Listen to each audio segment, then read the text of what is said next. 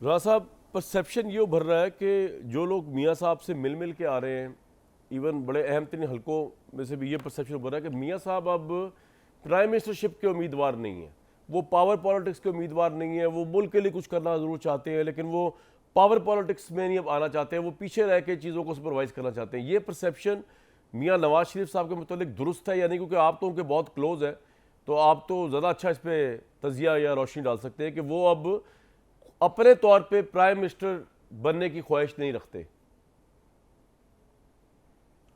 देखें, उनकी ख्वाहिश का होना या ना होना जो है वो उतना मैटर नहीं करता। ये फ़ैसला तो पार्टी करेगी, और मैं ज़ाती तौर पे समझता हूँ कि उनको बाई आल मीन्स अल्लाह करे कि पार्टी जो है वो अक्सरियत हासिल करे और अल्लाह उनको ज़िंदगी दे, उन्हें प्राइम मिनिस्टर बनना चाहिए।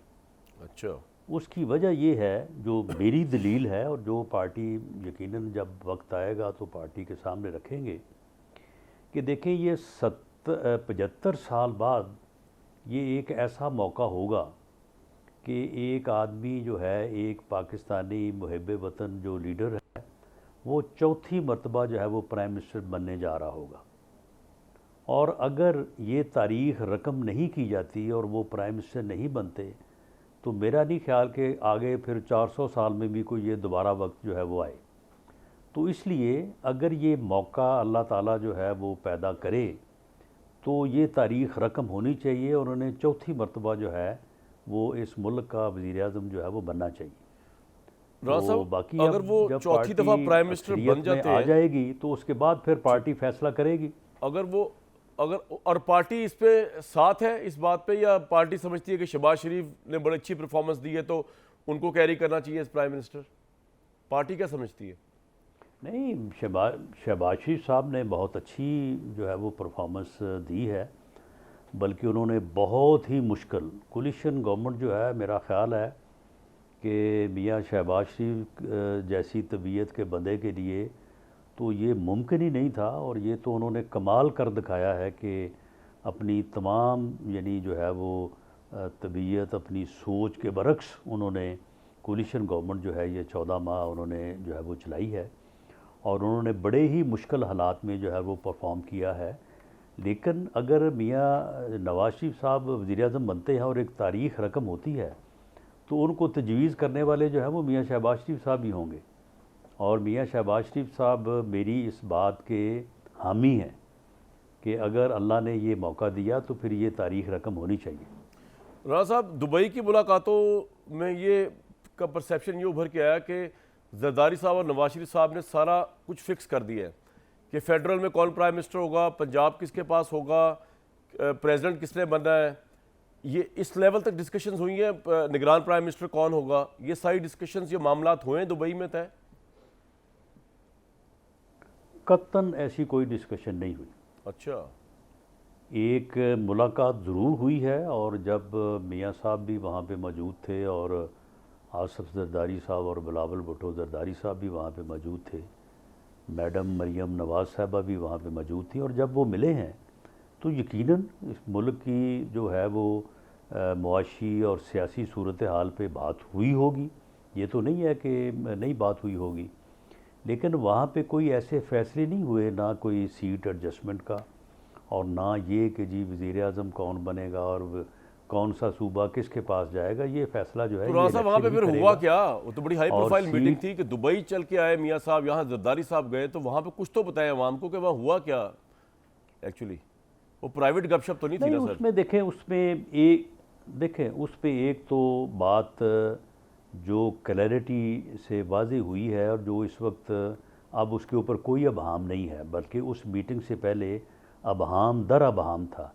एक तो ये क्लियर हुआ है कि असम्बलियाँ जब अपनी मियाद पूरी करेंगी तो गवर्नमेंट डिज़ोल्व होगी और केयर टेकर सेटअप जो है वो ज़रूर आएगा, और इलेक्शन जो है वो इन टाइम होगा। आप देख लें, उसके बाद PMLN हो या JUIF हो या पीपल्स पार्टी हो या कोई और हो, अब उसके बाद इस बारे में हर किसी ने जो है वो अपना स्टांस जो है वो वाज़े कर दिया है। बल्कि पीपल्स पार्टी ने तो आज असम्बलियों के डिज़ोल्व करने की तारीख भी दे दी है।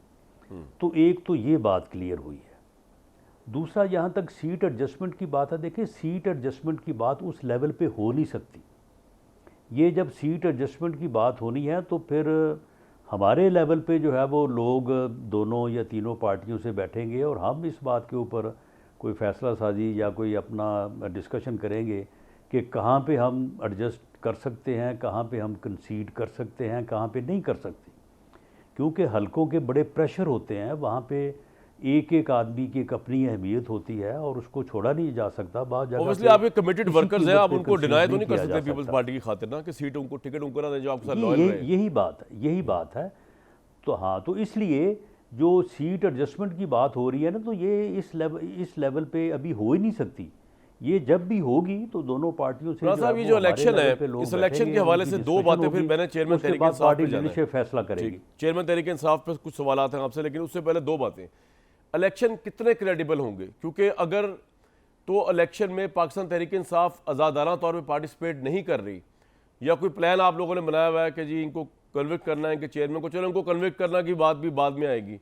अगर तहरीक इंसाफ के ऊपर प्रेशर है, उनके वो टिकट नहीं अप्लाई कर सकते, उनका उम्मीदवार खड़ा नहीं हो सकता, तो ये इलेक्शन तो फिर सर क्रेडिबिलिटी लूज कर जाएगा अपनी। इस इलेक्शन की कोई वैल्यू नहीं होगी। इसमें टर्न आउट भी लो हो सकता है और टर्न आउट बहुत हद तक लो भी हो सकता है, और इसकी क्रेडिबिलिटी जो है इंटरनेशनली नेशनली बिल्कुल सिफर होकर रह जाएगी। तो क्या प्लान है? पीटीआई को परमिशन है इस इलेक्शन में आज़ादाना इंतखाब में हिस्सा लेने की, बल्ले के निशान पे? देखिए, एक सियासी वर्कर पे या वर्कर के तौर पे या आप अपनी पार्टी में जो भी मेरी पोजीशन है, उस लिहाज से मेरी ये राय है कि पीटीआई को इलेक्शन में हिस्सा लेने की बिल्कुल इजाज़त होनी चाहिए। उसको इजाज़त डिनाई करना जो है, करेगा तो इलेक्शन कमीशन ही, लेकिन ये बिल्कुल गलत होगा। लेकिन पीटीआई में वो टोला जो 9 मई के वाक़यात का ज़िम्मेदार है, उस टोले में मुलव्वस किसी भी फ़र्द को इस मुल्क में सियासत करने की इजाज़त नहीं होनी चाहिए। ऐसे लोग जो मुल्क के दिफा के ऊपर हमलावर हों, ऐसे लोग जो मुल्क दुश्मनों के साथ मिल के मुल्क में फितना और फसाद जो है वो बपा करने पे आमादा हों, जो लोग दिफाई तनसीबात को नुकसान पहुँचाएँ, जो लोग शुहदा की यादगारों की बेहुरमती करें और वहाँ पे जूते और डंडे बरसाएं, ऐसे लोगों को कोई हक नहीं पहुँचता कि वो इस ममलकत, इस रियासत के इलेक्शन में हिस्सा लेके वो कहें कि जी हमने। राणा साहब, मुझे ब्रेक के लिए कहा जा रहा है, ये बड़ा आपने अहम सवाल, अहम टोले को, आपने अहम बात की है, टोले को इजाज़त नहीं होनी चाहिए, बाकी सबको इजाज़त होनी चाहिए। मैं इस पे बड़ी अहम ये आपने पॉइंट उठाया, मैं इस पे कंटिन्यू करूंगा आपसे, और ये भी आपसे मैंने जानना, एक ब्रेक लूंगा, लेकिन जाने से पहले वापस आऊंगा तो पूछूंगा जरूर कि चेयरमैन तहरीक इंसाफ के ऊपर वैसे तो गवर्नमेंट ने बहुत कुछ कह दिया, ये केस है, फलां केस है, लेकिन किसी पे कोई कार्रवाई सब्सटेंशियल खास तौर पर 9 मई पे अब तक शुरू क्यों नहीं हो सकी? क्यों ही बहाम है कि वो मिलिट्री ट्रायल में कोर्ट चलना है या सिविल कोर्ट में चलना है?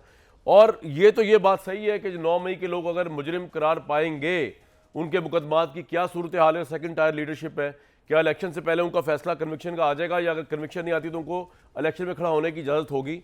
और उससे बढ़कर के चेयरमैन तहरीक इंसाफ का दावा यह है कि वो खंबे को खड़ा कर दें अब, तो वो भी जीत जाएगा। तो क्या वो खंबा या आम आदमी जो नया टिकट होल्डर है वो इलेक्शन में पार्टिसिपेट करेगा पीटीआई की तरफ से या नहीं करेगा? इस इलेक्शन की क्रेडिबिलिटी के तनाजुर में सारी गुफ्तगू हो रही है।